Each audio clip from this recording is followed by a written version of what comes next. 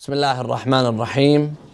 الحمد لله رب العالمين، والصلاة والسلام على أشرف الأنبياء والمرسلين، حبيب إله العالمين أبي القاسم المصطفى محمد. اللهم صل على محمد وعلى أهل بيته الطيبين الطاهرين الذين أذهب الله عنهم الرجس وطهرهم تطهيرا. قال الله تعالى في كتابه الكريم: بسم الله الرحمن الرحيم. سلام على نوح في العالمين، إنا كذلك نجزي المحسنين، إنه من عبادنا المؤمنين، ثم أغرقنا الآخرين، وإن من شيعته لإبراهيم إذ جاء ربه بقلب سليم. صلوا على محمد وآل محمد. So I welcome you all to this class on the history and development of the Shia school of thought. This is a class that is a continuation, you could call it a continuation of the class that we had on Imam Sadiq alayhi salam. The class on the life and biography of Imam Sadiq was a biography and the history and the development of Shia Islam during the time of Imam Sadiq alayhi salam. We talked about the influences of Imam Sadiq and the companions of Imam Sadiq on the greater Muslim world, on sciences, on basic different sciences and studies. This class is going to be a more broad. It's going to be the history, the origins of the Shia school of thought, and we're going to be talking more in detail about the Shia, and it's going to be broad. We're going to talk about the time of the Ghaiba, during the times of the Imam, during the time of the Ghaiba, the scholars, the major scholars of Islam, major scholars of the Shia school of thought that we always hear about: Al-Kulayni, Al-Saduq, Al-Mufid, Al-Tusi, Al-Murtada. These are all scholars we all hear about. And sometimes you hear of a scholar, you don't know whether they're from 50 years ago, they're alive right now, or they're from alaykum salam, or they're from 800 years ago. You just hear of a name. So this class will give us a gist, some basic information regarding the Shia school of thought and what we need to know. Now, as an intro, one of the most persecuted groups throughout history are who? The Shia. Especially in the history of Islam, the Shias, they have been persecuted from day one. From day one, the Shias, those who called themselves Shias, those who were known to be the Shias, the followers of the Ahlul Bayt, they were persecuted. And what's ironic is that they were the most persecuted, but the Shias have also survived all of the challenges that have been thrown at them. And this is a miracle by itself. You find someone that has been persecuted so much, yet they survive. It's called barakah. It's a blessing. Just the fact that Shi'ism has survived over 1400 years, you know that there's something special regarding this. Because you don't find a group, a sect, an ideology that has been persecuted and attacked. On the day of Ashura, the family of Imam al-Hussein were all wiped out. 18 members of the family of Imam al-Hussein were all killed. The only one that survived was who? Imam Zayn al-Abidin alayhi salam. It is through Imam Zayn al-Abidin that the lineage of Imam al-Hussein carries on, and the Imamah carried on. And then that wasn't just the only event. There was another battle after. It was called Waqa'at al-Fakh, the Battle of Fakh. Many were killed of the descendants of the Ahlul Bayt. We talked during the class on the life of Imam Sadiq how the Abbasis and the Umayyis, they would kill from the Alawis, from the children of Ali ibn Abi Talib. The Abbasis, they would build their palaces. They built the city of Baghdad, and they would bury the Shias in the walls while they're building. That's how cruel they were, and yet you see that Tashayyu' has survived. And we don't need to go too far. Just look 10 years ago. Just look a few in these regional countries in the Middle East, and you'll see that many of the Shias are persecuted, and they continue to be persecuted, but they continue to grow, to thrive, to survive, and not just survive, but they're growing. And Shi'ism has had a great influence on the Muslim world and on the geopolitical, economic, social aspects of the global life, not just in the with regards to the Muslims. So there's no doubt that Shi'ism has a great significant impact on the world, on Islam, on people around. You know, in the news until today, you hear these are Shias and these are doing this, and you find small groups that are, they're challenging big militaries, big armies, strong governments. So you want to know about the Shi'ism. This is why we need to learn more about our history. A lot of us, we either confine what Shi'ism means. For some people, Shi'ism is just a political movement. It's just a political politics. That's what it is. We're going to come to the understanding that Shi'ism is not just politics. Shi'ism, yes, it does include a political aspect to it, but it's more ideological. It has an ideological foundation. Some people, they come and they say Shi'ism was started as a faction that, came after the growth of Islam. It started as, governments that were going against the mainstream Muslim ideology. We'll come to the understanding that no, Shi'ism is with Islam, and it has been with Islam from its origins. So now, today, if you look at the, let me see, what is this? We're hearing sounds. Can you please mute? Yes. Okay, I just muted. This is the live. The Shi'ism, you find that they're in predominant Muslim countries. Which countries have the most Shi'as in them? Iran, Iraq, Pakistan, India. Pakistan is not majority Shia. But if you look at compare the number compared to other countries, like for example compared to Kuwait, compared to Bahrain. Of course, India probably has the most. Bahrain, for example, what's the population of Bahrain? 500, 600,000? Oh, that's it? That was a couple of million. No, it's less than 1 million, but they're 90% Shia. But then you go and you look at, for example, Pakistan, the Shias are a minority, or in India, the Shias are a minority, but they're still in the millions. So the countries with the biggest population are Iran, Pakistan, India, and Iraq. And then you find that... Do we have a lot of Shia in Kuwait? Yes, we do, but the Kuwaiti population is not very much. So these are the countries with the heaviest population. Shias, they make up roughly 10%, 10 to 15%. This is what I found online. They use very conservative numbers when it comes to Shia. And there's a reason behind that. There's a reason. You find some. That's why I can't really find an accurate number on, how many numbers. What's the actual population of Shias? I found between 150 million to 300 million, and it could be more. It could be less. There's a reason why. Some try to minimize the number because it's all political reasons. They're coming and they're trying to say that the Shias are insignificant. They're a small group of people. They're a small faction that they're not mainstream Muslims, and they try to come and minimize. And those who try to say the Shias have greater influence, they come and they increase the number. I don't know if there's an actual something that is subjective that you could look at that will give you an accurate population of the Shias. But numbers are not important. Allah subhanahu wa ta'ala talks about in the Quran, Allah says, وَإِنَّ كَثِيرًا مِنَ النَّاسِ لَفَاسِقُونَ. The majority, a lot of people are fusaq. They don't follow what's supposed to be followed. In another verse, Allah says, كَم مِّن فِئَةٍ قَلِيلَةٍ غَلَبَتْ فِئَةً كَثِيرَةً بِإِذْنِ اللَّهِ.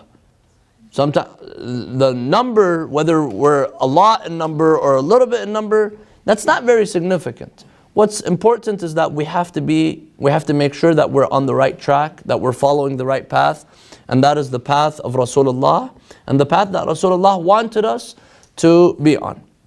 So, it's no secret that the Shias have been persecuted. There have been genocide, there has been a history of marginalization, imprisonment, persecution. One of the types of persecution is a narrative persecution, where we do not have control of the narrative. The Shias, throughout history, have they been the ones who are writing down history? Are they the storytellers, or there's always people talking about the Shias? The Shias this and the Shias that. Even today, our scholars, when they want to come and defend the wilayah of Amir al-Mu'mineen, for example, they want to talk about Ghadir, they want to talk about certain events. Ashura, even Ashura. Who has written down the history? The rulers. The rulers. The rulers and those who were in power. And the Shias were not in power. That's why history has been written. Many of the books that prove the wilayah of Imam Ali are written by non-Shias. And this makes our hujjah even stronger, because there are our proof even stronger, because there's proofs for the wilayah of Imam Ali in other books. So the narrative has always been a narrative that's anti-Shia or not supportive of the Shia. It doesn't match with the Shia ideology. And this began with, even before Bani Umayyah, these attacks and propaganda against the Shia school of thought. And then during the time of Bani Umayyah, it was a system. There was a system of, taking away the rights of the Ahlul Bayt. As we know, Imam Ali alayhi salam was cursed for over 80 years. Over 80 years on the mimbar. Not just, a normal baqqal, or, they say a normal shopkeeper or someone. The imam of the masjid would have to go up on the mimbar, and a part of Salat al-Jum'ah, you call people for tawheed, you say ittaqullah, you tell people to have taqwa. One part of the Friday prayer was to curse Imam Ali and Imam al-Hasan and Imam al-Hussein, and even Fatima al-Zahra sometimes. Why? This was embedded in the ideology of those who had an agenda against the Ahlul Bayt, and their agenda was not only against the Ahlul Bayt, but against the religion of Islam. The day of Ashura, what did they turn the day of Ashura into?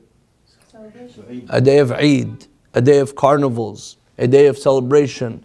The day that Allah saved Musa and Nuh and Adam and all the prophets, they were saved, but Hussein, he fell on that day. And until today you find people celebrating. Until today you find people, they fast out of celebration for the day of Ashura. Imam Ali alayhi salam, a man who was with the Prophet his whole life, from day one he was with Rasulullah sallallahu alayhi wa. Today you find some narrations that talk about Imam Ali in such a way where they make Imam Ali seem as if he was a drunkard. There was, just a few days ago, I heard someone who's not from the followers of the Ahl Bayt. He was asked, what was the vice of Ali ibn Abi Talib? He says, Ali ibn Abi Talib used to drink. What was the what? What was the wrong? What was the sin? What did he do that was a sin? They come and they take this verse, وَلَا تَقْرَبُوا الصَّلَاةَ وَأَنْتُمْ سُكَارَى. Don't come near prayer while you are sukara, while you are drunk. So the hadith says that some of the Muslims, they were drunk, and then they went and they prayed, and one of them, he was leading the prayer, and he says, قُلْ يَا أَيُّهَا الْكَافِرُونَ أَعْبُدُ مَا تَعْبُدُونَ.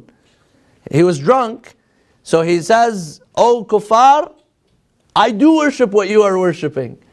And they say there was a group of people, they mentioned their names, and they've come and they've added the name of Ali ibn Abi Talib in that list to come and give Imam Ali and give Imam Ali a bad name and tarnish his image. This is a new fabrication, isn't it? This is obviously a fabrication. No, of course it's not. I'm telling you, it's a new kind of fabrication, because this has never come across, is this new? No, this is something, we're not in those circles where we hear this a lot. When I heard it, I was shocked. So I went and I looked it up and I saw that it was in this tafsir. It was in this tafsir, and this is something that they accuse Imam Ali of. So the idea is, for them it's normal if Imam Ali was drinking, because the others that they came and they brought into power, they were drunkards, they were alcoholics. So if Imam Ali for them drank once, this is not a big deal for them. But for us, because we believe that the Imam is ma'soom, the Imam is infallible, the Imam is, that he can't be drinking. You know, he's telling people not to drink, he comes and he drinks. And of course, obviously this is something that was a, propaganda against Imam Ali and the Ahlul Bayt. Because as we know, 80 years Imam Ali was cursed. There was an army of writers and orators that were, their only job was to fabricate ahadith and narrations against the Ahlul Bayt alayhim salam. So with that, Imam Ali was persecuted, the Ahlul Bayt were persecuted, and the Shias were persecuted. Imam Sadiq, he says in a hadith, he says sometimes they're not going to curse us. They're not going to attack us because they know there's clear red lines and guidelines, even though Bani Umayyah, they broke all of those. But generally a Muslim, a Sunni Muslim, or those who, I don't want to just throw all the Sunnis in this, because there are some who love the Ahlul Bayt and they're very respectful with the Ahlul Bayt and they're respectful with Shias. But there are some, they can't come and say something bad about Imam Ali. So what do? They curse the followers of Imam Ali. And Imam al-Sadiq, he says, some of those who have hatred against us, they can't come and attack us. So what do? They come and they attack our Shias and our followers. So the Shia have always been persecuted. And their only crime is their love for the Ahlul Bayt alayhim salam. Their only crime is their attachment for the Ahlul Bayt alayhim salam. So the Shia, we're going to explain what is the Shia, when did it start. But for some Muslims today, the Shias are portrayed as a fringe group that is always stabbing the Muslims in the back, in the side, always going against mainstream Islam, always revolting. And they started by a Jewish man by the name of Abdullah ibn Saba, a fictional character that was created by the name of Abdullah ibn Saba.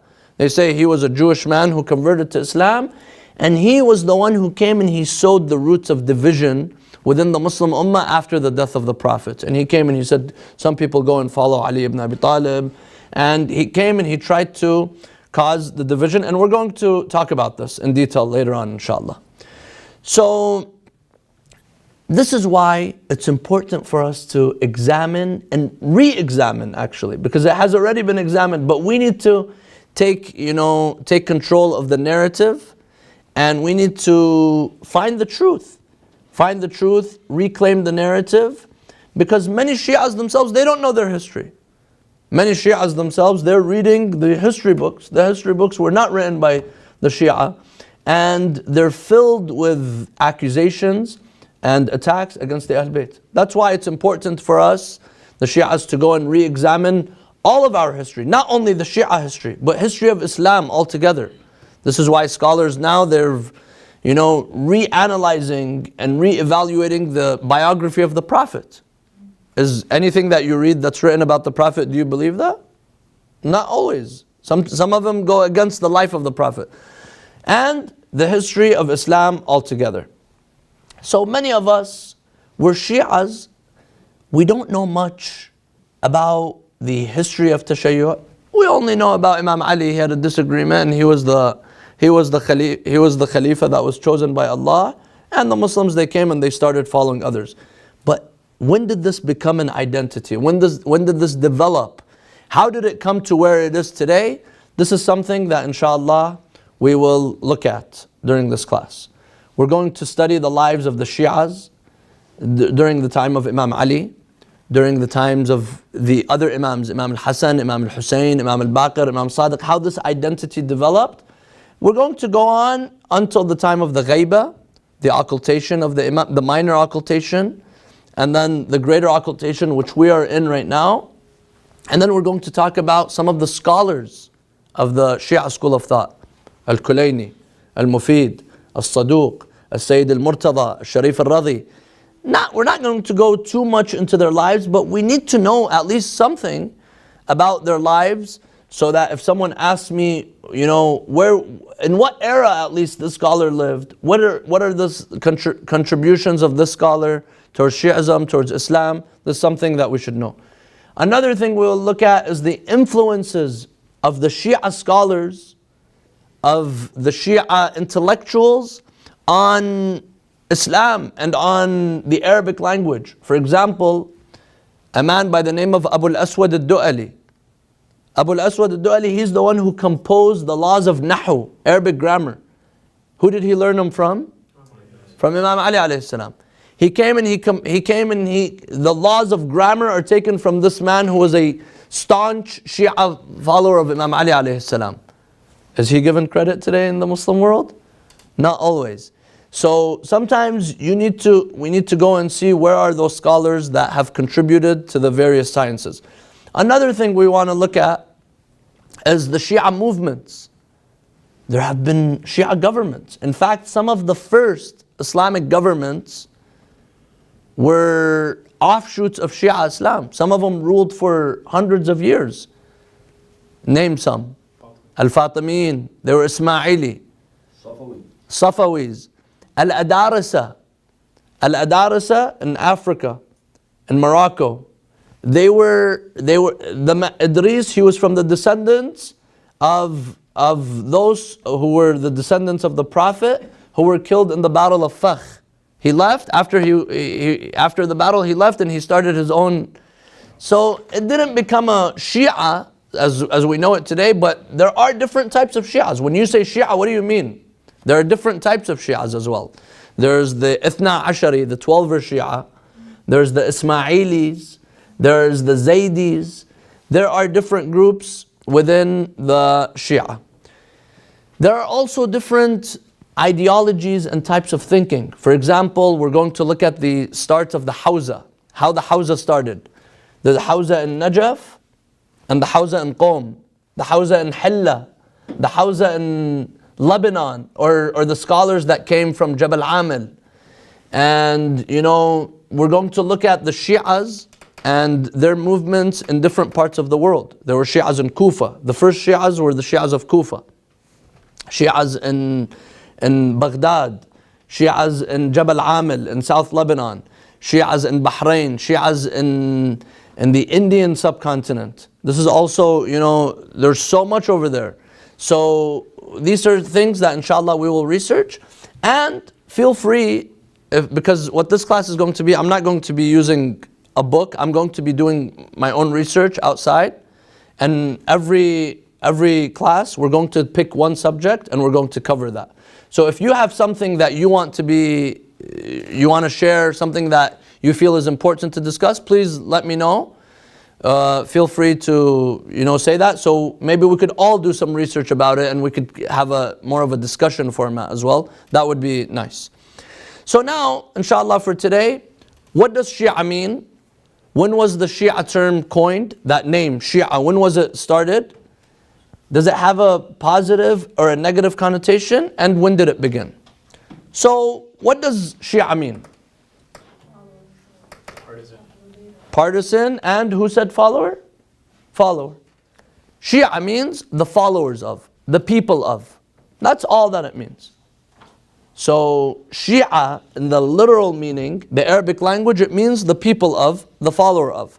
So here, the dictionary says, Shia al-atba' wal-a'wan, the followers and the supporters.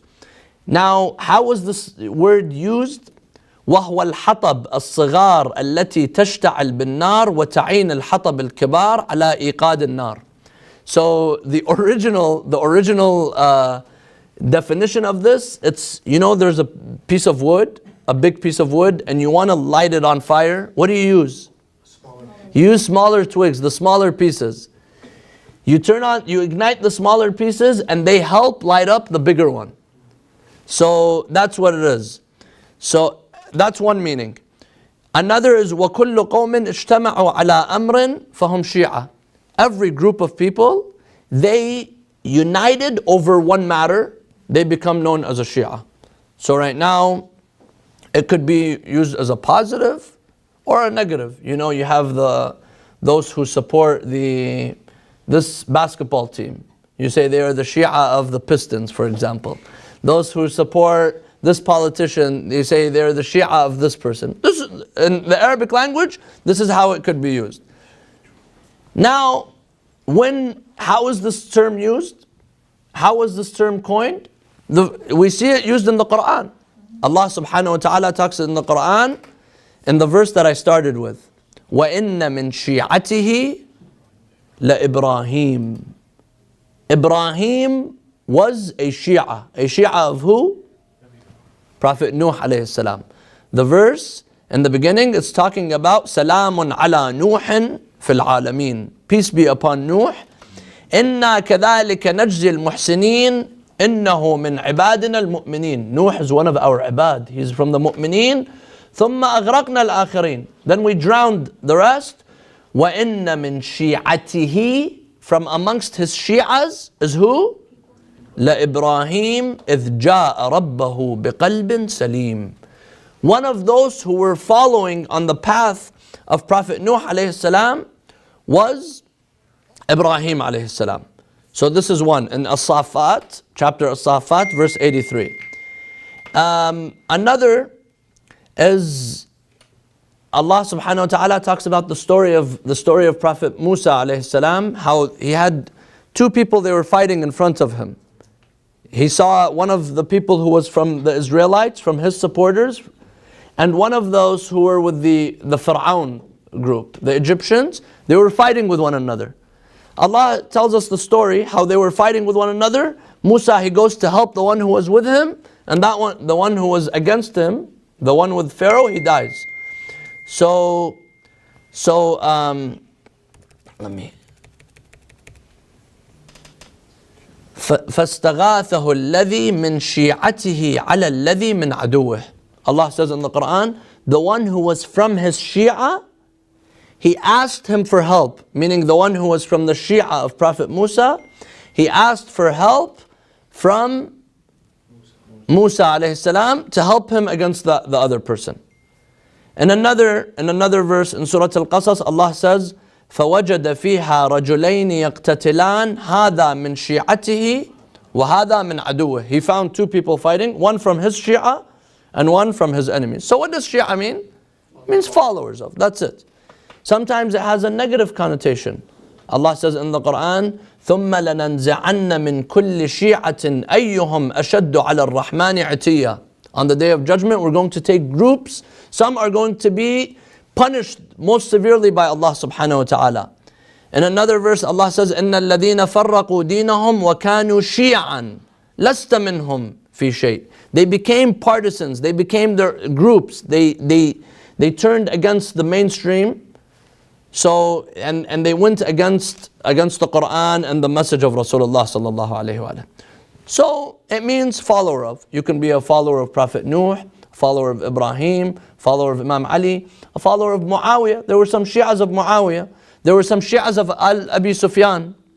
What does Imam al-Hussein say on the day of Ashura? He tells them, Ya Shi'ata Ali Abi Sufyan. He calls those who have gathered to kill him, he tells them, you are the Shia, you are the followers of Abi Sufyan, the family of Abu Sufyan, meaning Muawiyah and Yazid. So, this is the definition. However, there came a time when you say Shia by itself, it became known as what? The Shia of who? The Shia of Imam Ali alayhi salam. We are the Shia of Imam Ali. There came a time, if you say Shia of Fulan, it means followers of Fulan. But when you say Shia by itself, what does it mean? Followers of Imam Ali. When did this take its meaning? When you say Shia by itself, it began to take its own meaning. The Shia. So here you said Ja'far al-Sadiq, Karbala. After Medina. Here different scholars have written many things. And in a way they're all correct. Because every event that happened, it kind of emboldened and it kind of solidified the meaning of Shia. However, there's one answer I want to talk about. Some, they come and they say that it happened after the death of the Prophet. That's when a group of Muslims, They came and they stood in the house of Imam Ali and Fatima Zahra, and they refused to give bay'ah to Abu Bakr. Others, they come and they say it happened after the death of Uthman. After the death of Uthman, Uthman was killed. They came and they revolted against Uthman. After that, then they came running to the house of Imam Ali alayhi salam, begging him for bay'ah. They came to him, begging him for bay'ah. They say that's when the Shia identity formed itself, the followers of Ali ibn Abi Talib. Another theory is after the Battle of Jamal, the first civil war in Islam, when some of the Sahaba, they stood on the side of Imam Ali, and other Sahaba, they came and they stood on the party of Aisha, the side of Aisha and Zubair and Talha. Yes? What's the perspective of Shia, how we started? I mean, everybody can say what they want. That's exactly what I'm getting at. Some, they come and they say it happened after Ashura. That's when. Others, they come and they say it happened after the time of Imam Sadiq. Now, these are all, like Imam Sadiq alayhi salam, we say we call ourselves what? The Ja'fari school of thought. Because he had a big impact. However, the correct answer and the Shia perspective is that Shi'ism has always been with Islam from day one. So when did it start? Started with Rasulullah. Who was the founder of Shi'ism? Rasulullah himself. He was the founder of Tashayyu'. He was the founder of Shi'ism. Shi'ism is not like Hanbali, Shafi'i, Maliki, Hanafi. These groups that they had their own leaders and they came and they called people the followers of Ahmad ibn Hanbal, the followers of Imam Malik, the followers of Shafi'i and others. No, Shi'ism started during the time of Rasulullah and with Rasulullah sallallahu alayhi wa. And this term, the Shia of Ali, was coined by who? Rasulullah himself.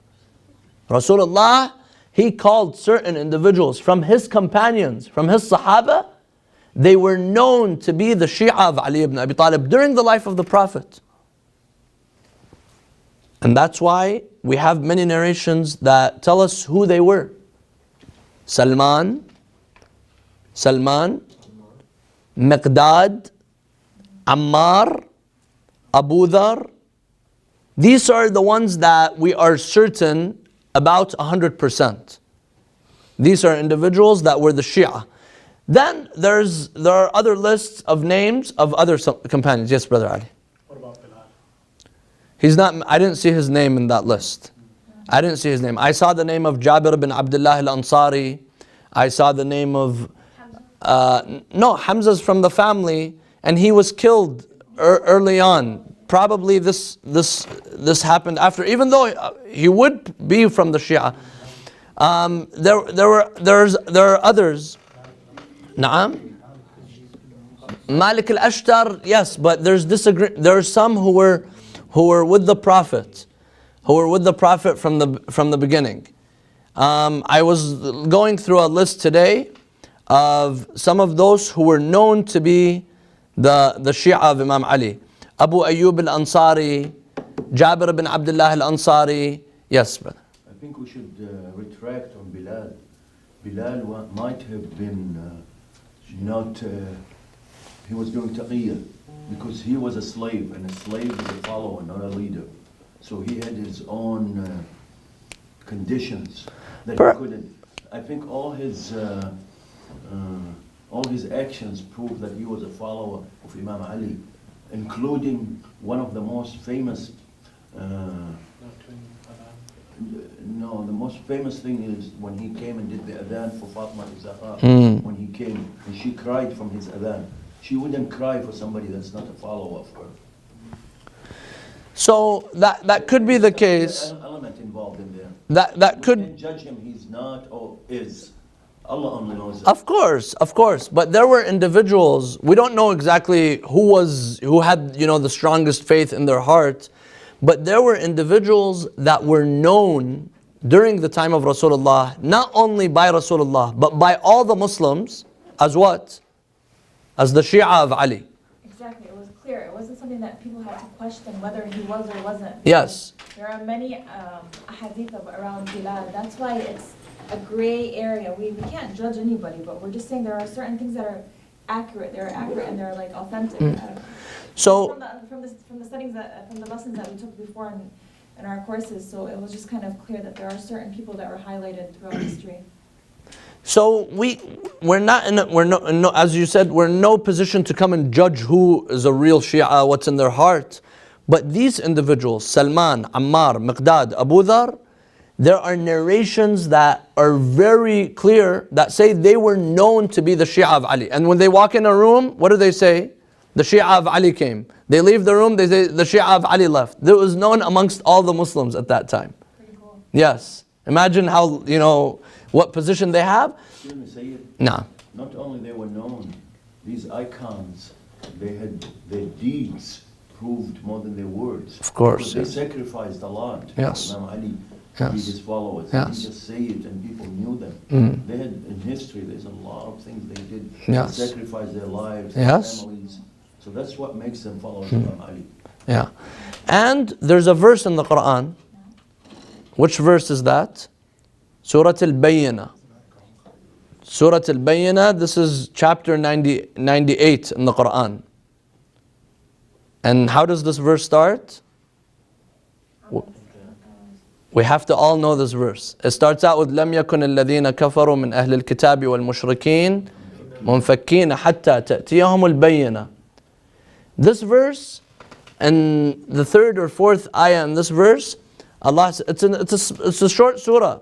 Allah says in the Quran, إن الذين آمنوا وعملوا الصالحات أولئك هم خير البرية.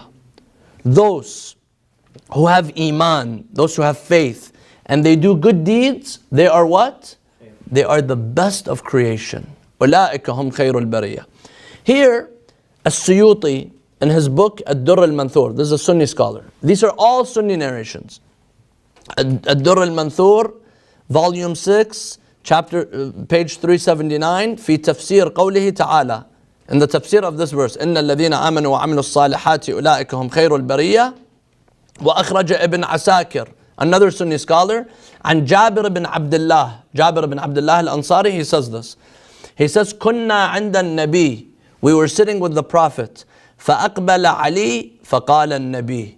Ali ibn Abi Talib, he walked in. Then the Prophet, he says, والذي نفسي بيده, I swear by the one whose my life is in his hands. Who is that? Allah. والذي نفسي بيده إن هذا وشيعته لهم الفائزون يوم القيامة. This man and his Shia, they are the victorious ones on the day of judgment. اللهم صل على محمد وآل محمد. ونزلت, and this verse was revealed, إن الذين آمنوا وعملوا الصالحات أولئك هم خير البرية. فكان أصحاب النبي, the companions of the Prophet, they used to, فكان أصحاب النبي إذا أقبل علي قالوا جاء خير البرية. When Ali ibn Abi Talib would walk in a room, they would say, the best of creation has walked in. جاء خير البرية. وأخرج ابن عدي وابن عساكر عن أبي سعيد. Another narration, this man Abi Sa'id al-Khudri, he says, Ali خير البرية. This is also another hadith from Ibn Abbas. He says, لما نزلت, when this verse was revealed, إن الذين آمنوا وعملوا الصالحات أولئك هم خير البرية. قال رسول الله لعلي. The Prophet tells Ali ibn Abi Talib, هو أنت وشيعتك يوم القيامة راضين مرضيين. It is you and your Shia on the day of judgment. You will be satisfied and Allah will be satisfied with you. راضين مرضيين. Inshallah. Inshallah we are from them. So this is the hadith. وأخرج ابن مردوي عن علي قال لي رسول الله. This time Imam Ali, he says, the Prophet tells me, ألم تسمع قول الله إن الذين آمنوا وعملوا الصالحات أولئك هم خير البرية أنت وشيعتك. You and your Shia. موعدي موعدكم الحوض إذا جاءت الأمم للحساب تدعون غرا محجلين. Our appointment, Rasulullah tells Imam Ali, our maw'id, our appointment is where? On the Hawd, on the pond of Kawthar, when all of the nations will come to be judged, your nation, you and your people, your Shia will come, you will be happy on that day. Yes, brother. Say, what verse was it from Surah Al-Bayyinah? Verse 7. Chapter 98, verse 7. Yes. So this is if someone asks you, how did Shi'ism start? When did Shi'ism start? Who was the founder of Shi'ism? Rasulullah sallallahu alayhi wa alayhi. When did it start? With Islam. It started with Islam. It never was separate from Islam. Being a Shia of Imam Ali is not a faction that came up, later on after Islam. Like those who followed others, that they began to follow others after. But the followers of Imam Ali were during the time of the Prophet, not even after the death of the Prophet. There were followers of Imam Ali alayhi salam. This is the start of the Shia school of thought, and this is the origins of the Shia. And the term was coined by Rasulullah sallallahu alayhi wa himself. Just curious, muhajjalin, what does that mean exactly? Muhajjalin, I believe the victorious ones. I'm going to look it up. I'm going to look it up. There was another word too besides muhajjalin. Ghurar. Ghurar muhajjalin. Yes. What does ghurar? Let me look up the definition of that. Then I'll. Always hear it. Yes. I'll look it up because some of these words, they have their own accurate definition, so it's good to look it up. Okay, so with this we will end the first part of this class. Inshallah, following this, we're going to go into more detail and more of the development of the Shia school of thought. Walhamdulillahi Rabbil Alameen. Wa sallallahu ala Muhammadin wa ala alihi at-tahirin.